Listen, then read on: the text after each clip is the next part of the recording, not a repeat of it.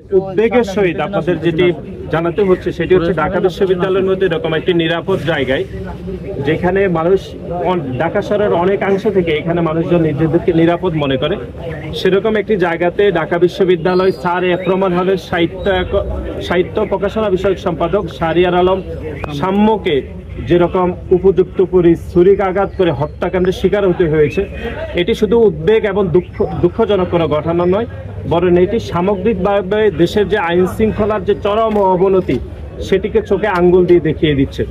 এই ঘটনা এটি শুধু এই প্রথম নয়। আমরা ঢাকা বিশ্ববিদ্যালয়ে এর আগে আপনি দেখেছেন একই ছলে এরকম তোফাজ্জলকে পিটিয়ে হত্যা করেছে।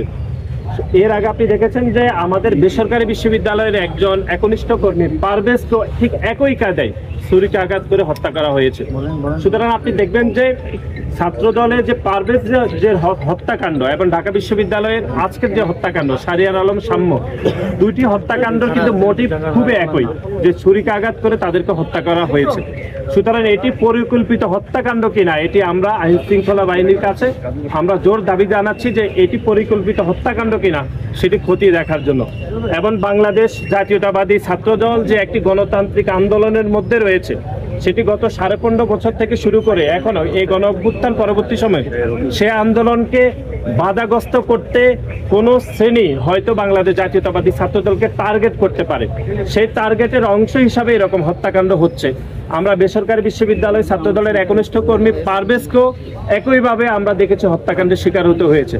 আজকে ঢাকা বিশ্ববিদ্যালয় স্যার রহমান হলের সাহিত্য এবং প্রকাশনা বিষয়ক সম্পাদক শাহরিয়ার আলম সাম্যকেও ঠিক একইভাবে কুপিয়ে এবং ছুরিকাঘাত করে তাদেরকে হত্যা করা হয়েছে। সুতরাং দুইটি হত্যাকাণ্ডের মোটিভ খুবই কাছাকাছি। আমরা মনে করছি এটি এক ধরনের পরিকল্পিত হত্যাকাণ্ড হতে পারে। সেজন্য আমরা বিশ্ববিদ্যালয় প্রশাসন এবং আইন শৃঙ্খলা রক্ষাকারী বাহিনীর কাছে জোর দাবি জানাচ্ছি যেন এটি একদম উপযুক্ত প্রমাণ সহ এটি যেন তদন্ত করা হয়। এবং এই হত্যাকাণ্ডের প্রতিবাদে আগামীকাল 11:30টায় ঢাকা বিশ্ববিদ্যালয়ের রাজু ভাস্কর্যের সম্মুখে আমরা বিক্ষোভ মিছিল এবং সমাবেশ করব। এবং এই যে ঢাকা বিশ্ববিদ্যালয়ের পবিত্র মাটিতে এই হত্যাকাণ্ড যে হয়েছে তার দায়ভার ঢাকা বিশ্ববিদ্যালয়ের আইন শৃঙ্খলা যিনি দেখেন যে মাননীয় প্রক্টর, তাকে বহন করতে হবে।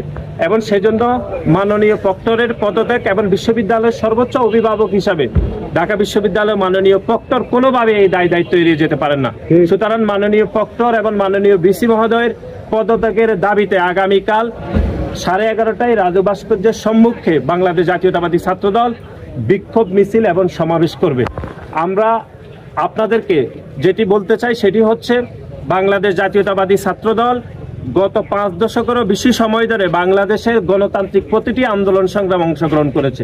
এবার জুলাই এবং আগস্টে আপনারা দেখেছেন এই যে আজকে যিনি হত্যাকাণ্ডের শিকার হয়েছেন শাহরিয়ার আলম সাম্য, তিনি ঢাকা বিশ্ববিদ্যালয়ের পবিত্র মাটিতে খুনি হাসিনার বিরুদ্ধে তিনি স্লোগান দিয়েছেন, পুলিশের সামনে তিনি আন্দোলন সংগ্রাম করেছেন। কিন্তু এই গণ অভ্যুত্থান সফলভাবে শেষ হওয়ার পরও তিনি আজকে ঢাকা বিশ্ববিদ্যালয়ের মাটিতে তিনি হত্যাকাণ্ডের শিকার হতে হয়েছে। এটি ঢাকা বিশ্ববিদ্যালয়ের প্রতিটি শিক্ষার্থীদের জন্য আমরা মনে করছি উদ্বেগের, এবং একই সাথে যে আমরা যারা ঢাকা বিশ্ববিদ্যালয়ের শিক্ষার্থী তাদের জন্য এটি চরমভাবে লজ্জার যে বিশ্ববিদ্যালয়ের প্রশাসন ব্যর্থ হয়েছে যে তার শিক্ষার্থীদের নিরাপত্তা নিশ্চিত করতে।